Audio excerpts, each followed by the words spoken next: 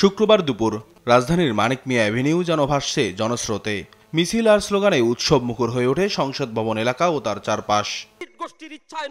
সারা দেশ থেকে আসা নানা বয়সের মানুষের এই গণজমায়েতের উদ্দেশ্য ছিল জুলাই অভ্যুত্থানে নেতৃত্ব দেয়া তরুণদের নতুন রাজনৈতিক দল ঘোষণা। আমন্ত্রণে সাড়া দিয়ে আসেন বিভিন্ন রাজনৈতিক দলের নেতৃবৃন্দ, রাষ্ট্রদূত ও সুশীল সমাজ। বেলা 4টা নাগাদ মঞ্চে ওঠেন নতুন রাজনৈতিক দলের নেতৃবৃন্দ। বক্তব্য রাখেন বৈষম্য বিরোধী ছাত্র আন্দোলনের সমন্বয়করা। বলেন, বিভাজনের রাজনীতির ঊর্ধ্বে উঠে একতার রাজনীতি চালু করবে জাতীয় নাগরিক পার্টি।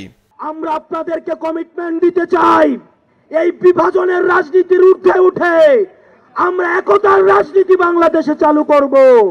দিন শেষে দেশ এবং মানুষের স্বার্থকে সবার আগে রেখে যদি আমরা এগিয়ে যেতে পারি তাহলে আমাদের কাঙ্ক্ষিত বাংলাদেশ সম্ভব।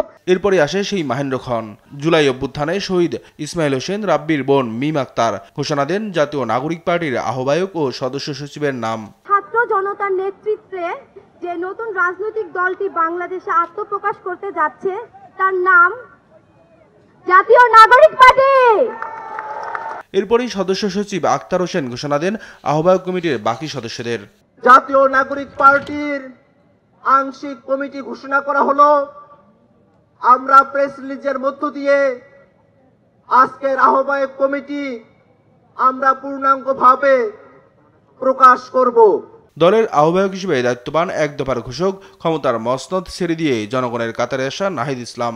সদস্য সচিব আক্তার হোসেন মুখ্য সংগঠক হিসেবে দায়িত্ববান উত্তরাঞ্চলের জন্য সার্জিস আলম আর দক্ষিণাঞ্চলের জন্য হাসনাত আবদুল্লাহ।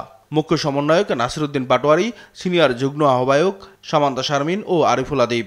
এছাড়া সিনিয়র যুগ্ম সদস্য সচিব হিসেবে দায়িত্ববান তাসনিম জারা ও নাহিদ সরওয়ানিবা।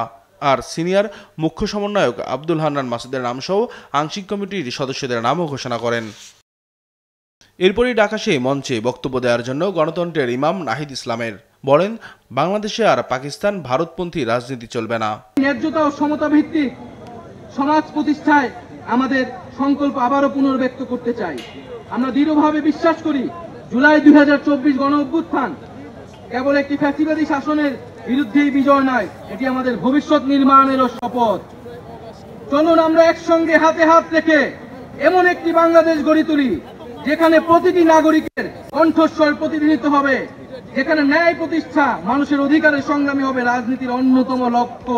এই সময় জাতীয় নাগরিক পার্টির নেতারা বলেন, বাংলাদেশে আর বৈষম্যের রাজনীতি হতে দেওয়া হবে না। ক্ষমতা না জনতা, সংগ্রাম। নিয়াজ মুর্শিদ, দেশ টিভি, ঢাকা। আজকে যারা বিভিন্ন রাজনৈতিক